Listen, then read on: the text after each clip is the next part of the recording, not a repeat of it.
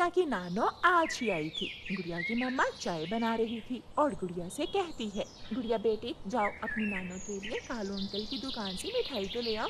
आपकी नानो को कालू अंकल की मिठाई बहुत पसंद है। ठीक है मम्मा, मैं अभी मिठाई लेकर आती हूँ। गुड़िया बेटी वो कालू कौवे के लड्डू जरूर लाना, मुझे लड्डू बहुत पसंद है कालू कौवे के। गुड़िया अपने घर से निकलती है। गुड़िया कालू कौवे की दुकान पर चली जाती है।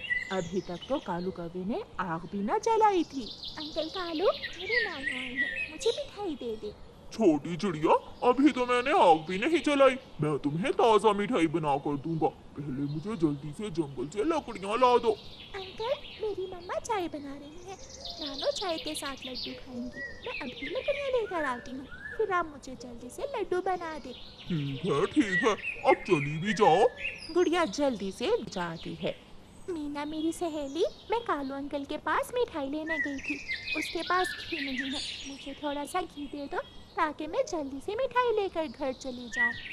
क्या मिठाई आपने खानी है? नहीं, मेरी नानो आई है, मैं नानो के लिए कवि अंकल के पास लड्डू लेने आई थी। ठीक है, आप यहाँ बैठो, मैं अभी घर से घी लेकर आती हूँ।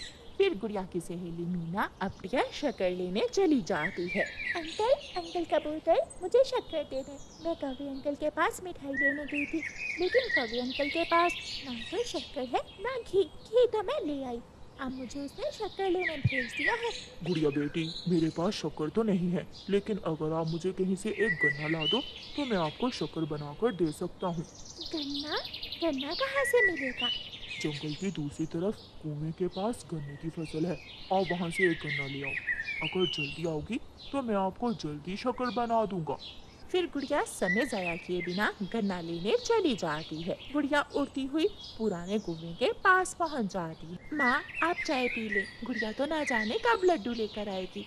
चाय ठंडी हो जाएगी, मेरी बेटी मेरे लिए लड्डू जरूर लेकर आएगी। मैं तो चाय लड्डू खाने के बाद ही पीऊंगी।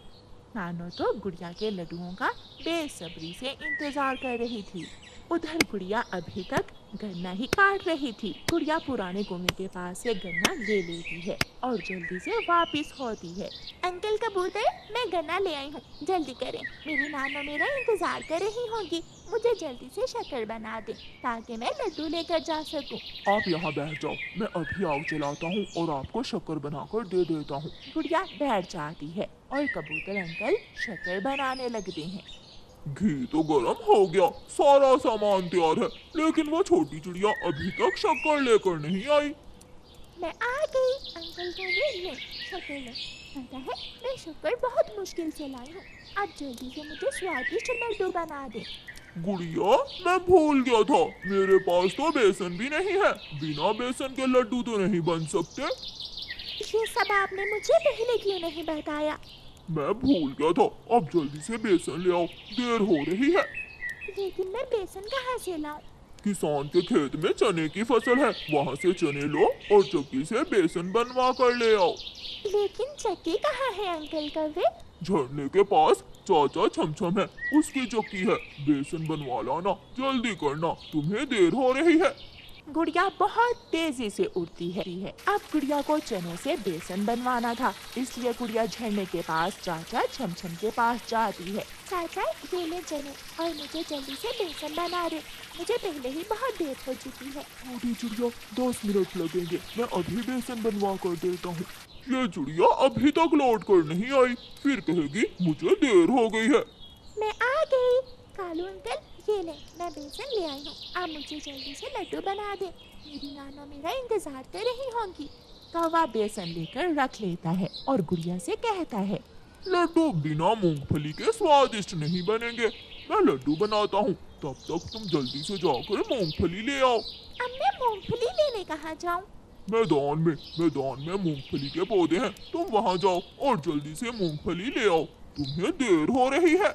गुड़िया जल्दी से उड़ती है और मैदान की तरफ जाती है।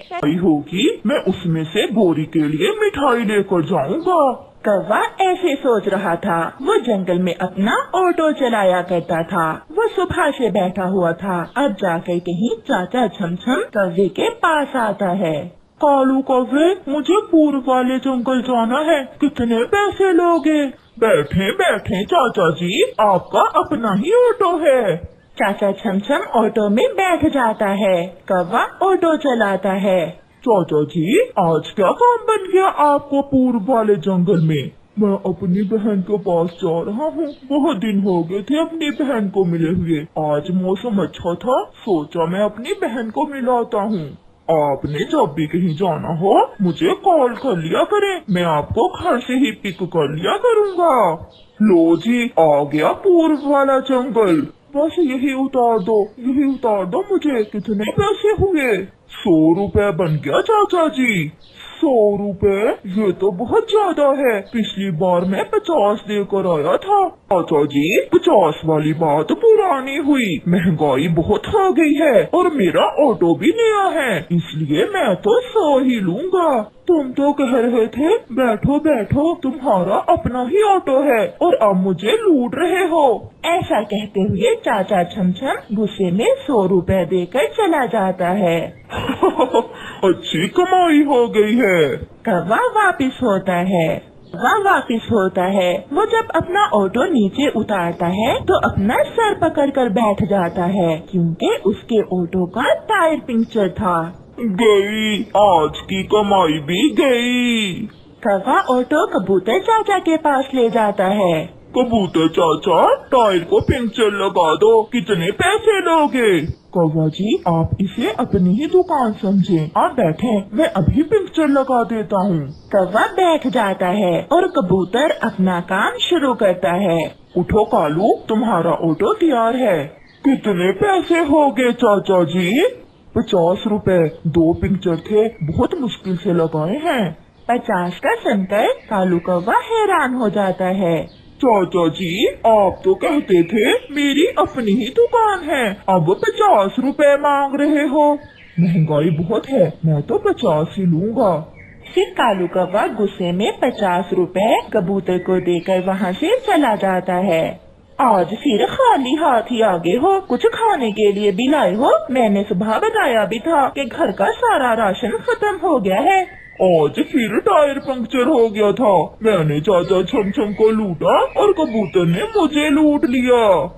इससे तो अच्छा है तुम कोई और ही काम कर लो। मुझसे और कोई काम नहीं होता, कल की कमाई से राशन ले आऊंगा। दूसरे दिन कौवा अपना ऑटो लिए बैठा हुआ था कि रानो चिड़िया की माँ आती है। कौवे बेटा, मुझे अपनी बेटी रानो के घर जाना है, क्या तुम मुझे ले जाओगे? ये बुढ़ी चिड़िया पागल है क्या? रानो चिड़िया का घर तो वो सामने है। हाँ माँ जी, ले जाऊंगा, आप बैठे। रानो चिड़िया की माँ ऑटो में बैठ जाती है। कौवा ऑटो लिए चिड़िया के घर के पास से आगे गुजर जाता है और 2-3 चक्कर उसी जगह पर लगाकर रानो चिड़िया की माँ को रानो चिड़िया के घर के सामने उतार देता है। अगर उड़कर आती तो थक जाती आप। ये है रानो चिड़िया का घर। कितने पैसे हुए बेटा? 50 रुपए हो गए माँ जी। रानो चिड़िया की माँ 50 रुपए देकर उतर जाती है। क्या उस कौवे के बच्चे ने आपसे 50 रुपए लिए यहाँ तक आने के? हाँ बेटी, सफर भी तो काफी था। माँ जरा बाहर निकले, घर के बाहर आकर देख। चिड़िया अपनी माँ को घर के बाहर ले जाती है। वो देखें, सामने से ही बैठी थी आप उस कौवे के ऑटो में। हाँ बेटी, बैठी तो मैं वहीं से थी उस कौवे के साथ।